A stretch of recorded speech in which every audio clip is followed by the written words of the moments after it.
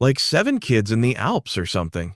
Beautiful music, beautiful music. In 1965, something happened on set that made everyone in the group cry.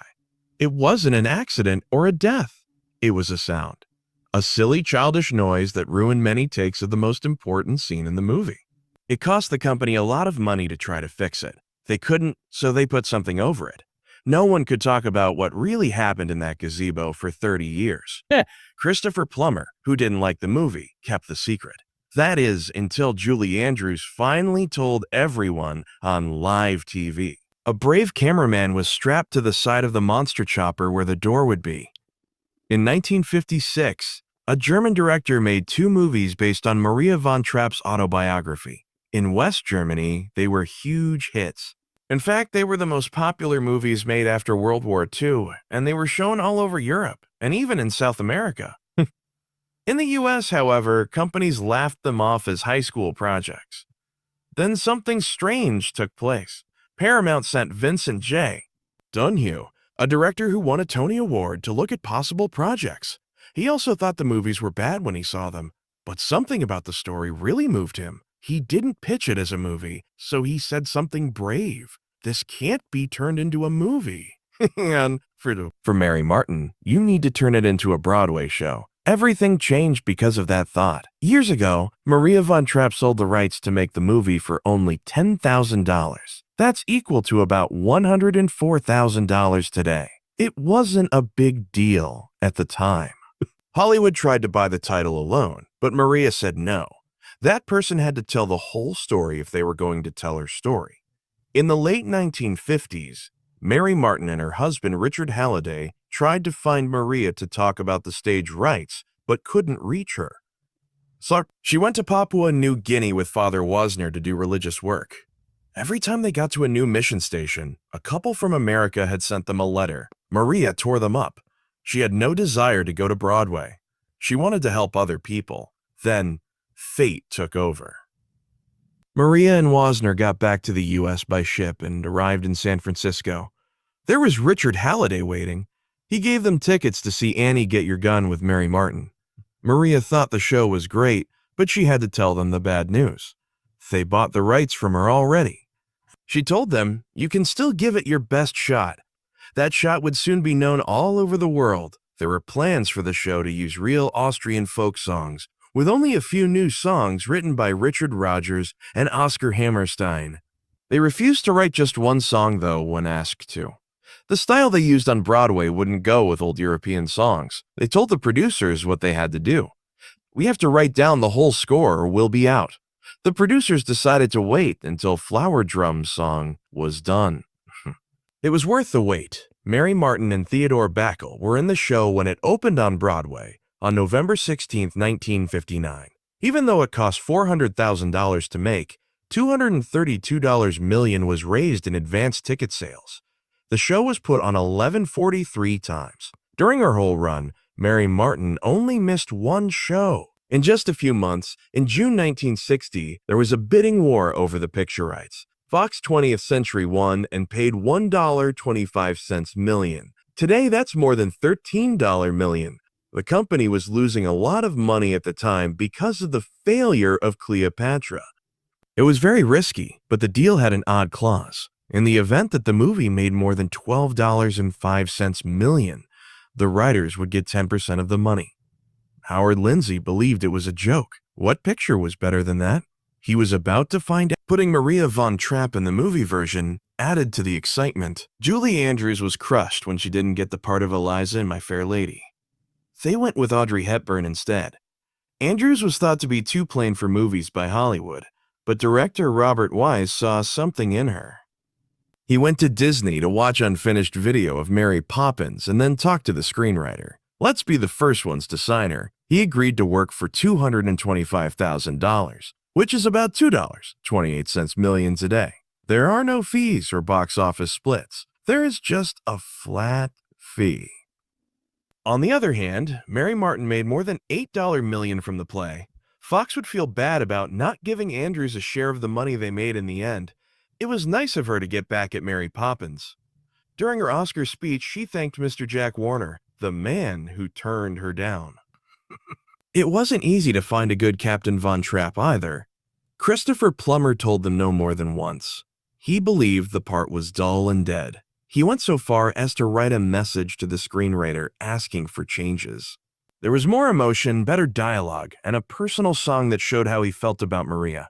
Wise tried the movie with other stars. Bing Crosby, Sean Connery, and Richard Burton. It didn't feel right. Finally, Wise flew to London and persuaded Plummer to join, but only if he could change the character. Plummer still didn't like the project. It sounded like snot to him. He drank a lot of the shoot.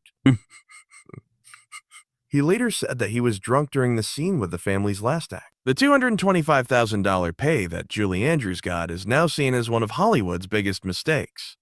The movie made more than $286 million around the world, but she never saw a dime after that first check. Fox was in a tough spot. The $15 million movie Cleopatra almost put the company out of business. They had to sell their land and backlot. Everyone was fired, but The Sound of Music would bring them back from the edge. But Julie Andrews, their biggest star, was the one they paid the least. Not everyone made the list. Mia Farrow tried out 3 times for the part of Liesel. She was 20 years old. The director's notes were clear, nice, and soft, but they lacked energy. He also didn't believe she could dance. In a strange twist, Charmian Carr won the part. She was 21 years older than Farrow, but she had what they needed. Farrow's musical career stopped when she was turned down, but Rosemary's Baby opened the door for her. Kurt Russell, Patty Duke, and Terry Garr were some of the other candidates, but Nicholas Hammond, who was only 15, got the part of Friedrich. He would go on to play the first real-life Spider-Man in 1977. It took a long time to choose the other Von Trapp children, and they were really close. Even after many years, they got back together a lot. Phillips and Andrews stayed in touch with them all their lives. I can't think of anything that could ever be better than Gone with the Wind. There were wars, the golden age of Hollywood, and the start of TV, but it stayed at the top of the box office for 27 years. Then, music started to play.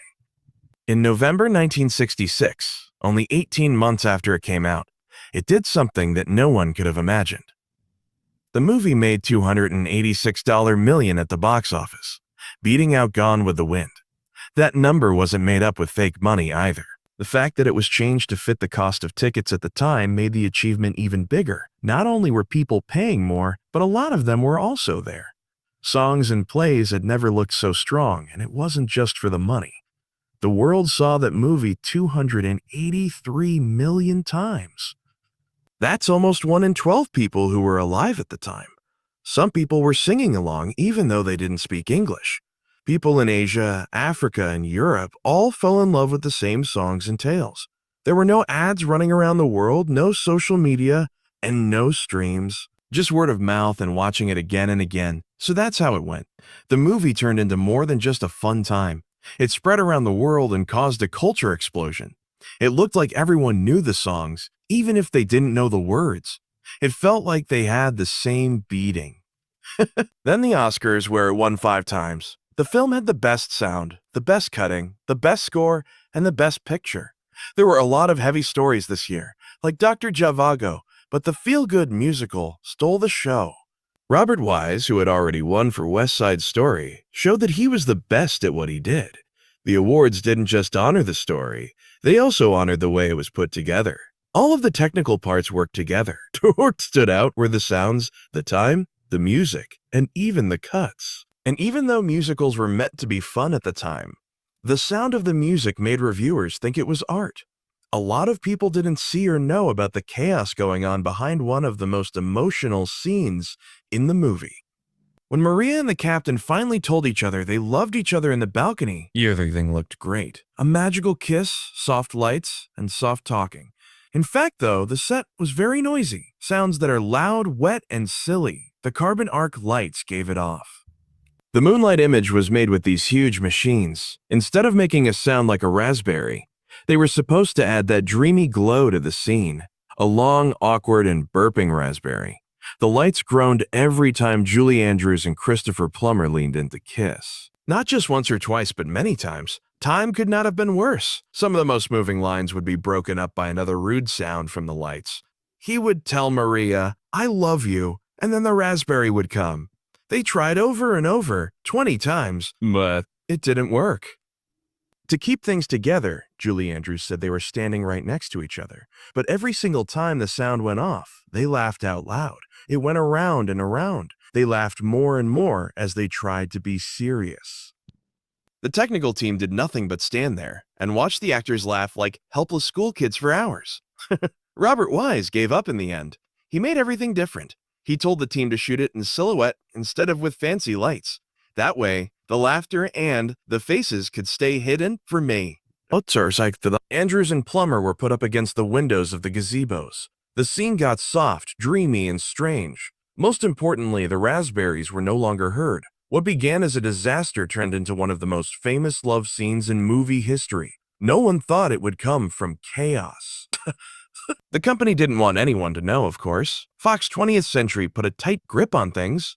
No one was to talk about the laughing, the raspberries, or the failed takes. It had to stay wonderful in every way. Interviews followed a plan. It wasn't okay to talk behind closed doors. Fans thought the scene went off without a hitch for decades. Andrews didn't start sharing the truth on talk shows until a long time after the fact.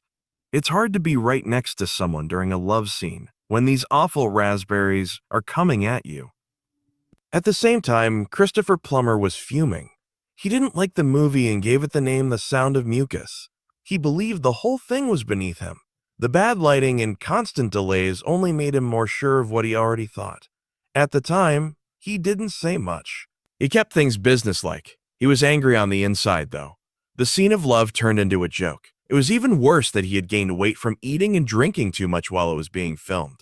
Salzburg had turned into his own emotional jail. He did show up, though. He said his lines well. Later, he said that he was drunk during some parts of the movie. He may have hated every second, but he never broke character. After many years, he said it was the hardest part he had ever played. He had to act like he cared, not because it was important or deep, but because he had to. He helped make something that people would remember forever by acting. Another shocking scene happened at the music event, where Captain Von Trapp cries as he sings Edelweiss. Even though it looks dramatic, Plummer was actually very drunk. He later said in a DVD commentary, and again in his book written in 2008, that he was very drunk when he filmed it. He had been drinking a lot and calling himself a spoiled, cocky young jerk. Still, the scene turned out to be one of the most moving in the whole movie. The crowd saw truth. They didn't know that Plummer was so weak he could hardly stand. During shooting, his feelings about the movie never really changed. He sometimes just wrote S&M for the sound. He didn't like how emotional it was. In talks, he made fun of it. He said that playing Captain Von Trapp was like beating a dead horse, and joked that he tried to make the sticky mess even slightly funny. He couldn't even say the name of the movie without rolling his eyes for years. But many years later, Plummer said that the movie had finally won him over. After some time, he finally felt a strange sense of pride in having been a part of it. Then there was the copying row. Most fans don't know that Plummer's voice isn't always used when Captain Von Trapp sings. The parts where he came on and off stage were real, but the longer notes were sung by Disney singer Bill Lee. Plummer didn't like the choice because he thought it took away from part of his performance. Still, no one in